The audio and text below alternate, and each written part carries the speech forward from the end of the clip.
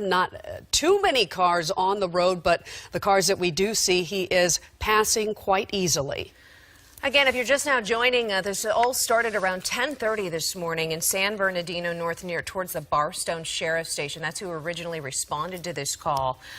We've been watching just one driver. It appears to be inside, a man with a short sleeve white T-shirt, as we zoom in again. And what's just bizarre is, one, this is a semi-truck that's involved in a high-speed chase, speeds reaching 70 miles per hour. Two, he's been able to communicate with CHP, and we are just assuming right now that it's likely over the radio that is often found inside these vehicles, saying, one, I don't want to go back to jail, according to our sources, which means he has some sort of criminal past, and two, he's told officers, I don't have any weapons inside. So at least from their standpoint, they've been backing off a little bit.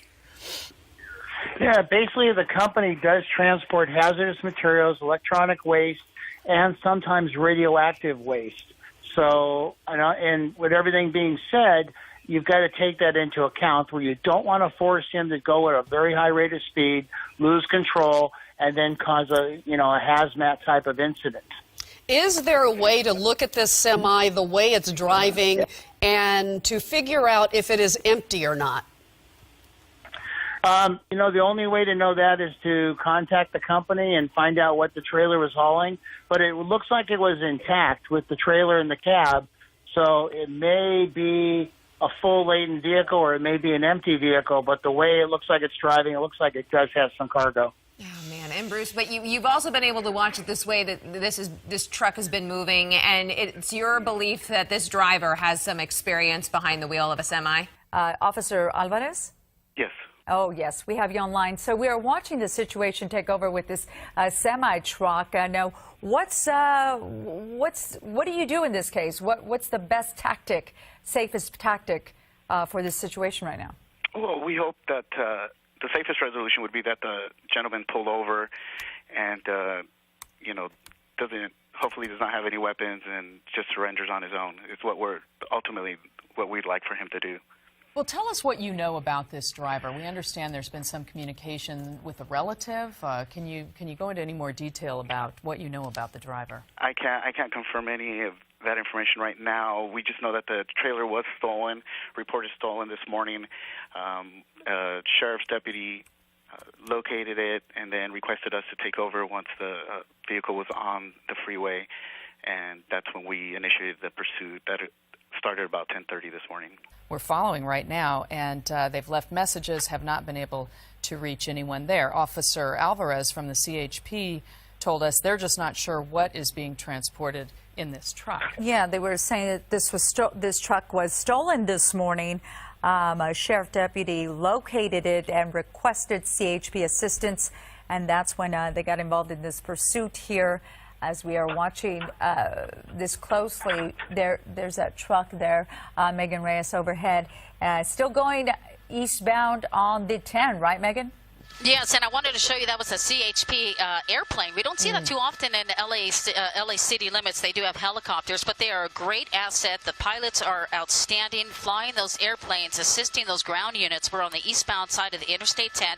We're just passing the outlets. So if you're familiar with this area, that's going to put us about 4 miles outside of Highway 111. So already I can see the city limits of Palm Springs.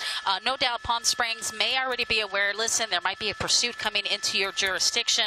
Cap is on right now, passing Morongo Trail. For many of our viewers, this is where they get off to go to the outlet stores here. The Morongo Casino is right here, that big 20-plus story tall hotel that you pass on the 10 freeway. This is also the part of the desert where you have the two dinosaurs. You have the Brontosaurus and the Tyrannosaurus Rex that are big tourist attractions here. And this is officially the desert. We're going through the Banning Pass, and now there aren't many exits at this point. And there's a slight downhill before we get to a rest stop, another 5-10 miles out, and then the incline as we approach an area known as the Whitewater Pass. And then from there, that's where we see all of the big windmills that create power, and you head down a pretty big decline as you approach the Palm Springs area. We're getting farther behind this pursuit. Because Yeah, right now we're going to give you our update here before we lose our signal. This big rig actually turned on the 62 heading up towards the Yucca Valley area. So we're off the Interstate 10, two-lane highway heading up to the 62 area. Quite a desolate area, just 2 lanes heading up into this area. I can tell you the CHP airplane is trying to communicate to the drivers. We pull out, you can see more of the shot right here. There's a CHP airplane.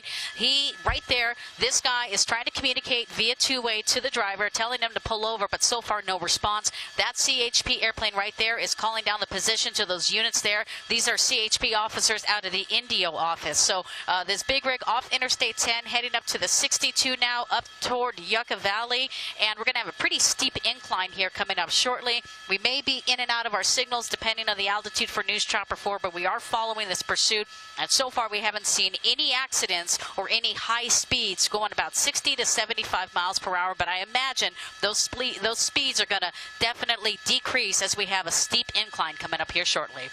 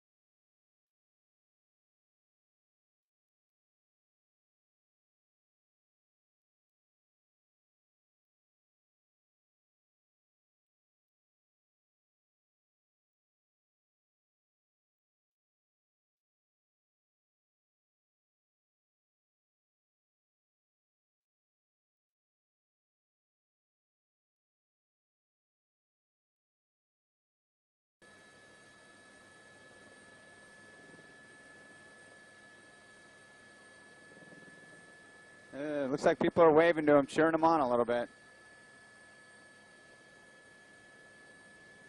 He's making a move here. Let's see what he's going to do.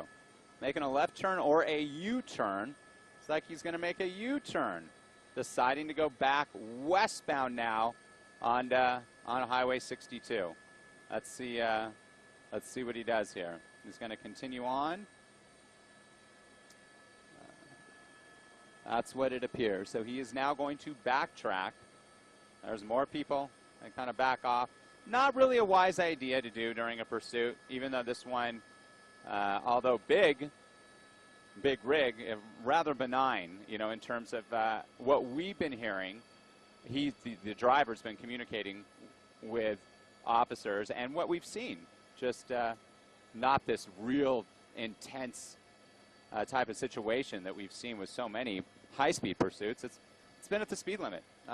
We haven't seen this big rig drive much faster than maybe 60, 65 miles an hour down an open stretch of freeway here.